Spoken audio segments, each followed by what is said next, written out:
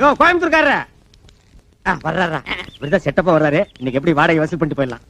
வாங்க வாங்க வாங்க வாங்க. வணக்கங்க. என்ன விஷயம் வந்திருக்கீங்க? சும்மா அப்படியே ஜாலியா பேசி போலான்னு வந்தங்க. பேசலாம்ங்களே. அப்படியே வாடகை வசூல் பண்ணிட்டு போலான்னு வந்தங்க.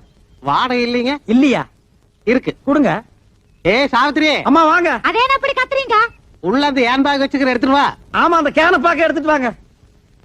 இந்தாங்க பேக்கு. உள்ள 5000 ரூபாய் கட்டு வச்சிருக்கேன், பாத்து பாத்துறோம். எதுக்காப்புல எவனா திருடங்கட வந்து அடிச்சிட்டு போயிட போறானுங்க. கரெக்டா சொன்னமணி. அப்ப வரட்டா? வாங்க. வாருங்க. யோ என்னையா இது நியாயம்?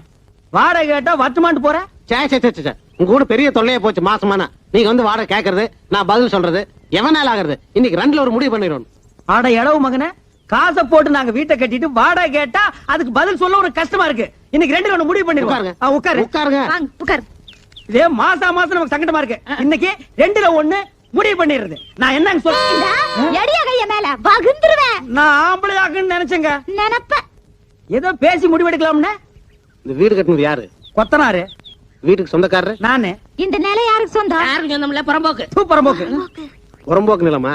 இத கட்டுறதுக்கு மொத்தம் என்ன செலவாச்சு? நான் அப்ப கட்டது ஒரு 40,000 ரூபாய் ஆகிருக்கும். இது வரைக்கும் நானே 20,000 இருந்து 24,000 வரைக்கும் வாடகை கொடுத்துருக்கேன். இதுல இருந்து உங்களுக்கு என்ன தெரியுது? உங்களை குடி வச்சது தப்புன்னு தெரியுது. இப்ப முடிவா என்ன சொல்றீங்க? உங்களுக்கு தெரியுமா ரெண்ட் கண்ட்ரோல் ஆபீஸ்? கோர்ட் தெரியுமா? நான் கோர்ட்டுக்கு போனா நீங்க 2 பேரும் ரோட்டுக்கு போகணும்.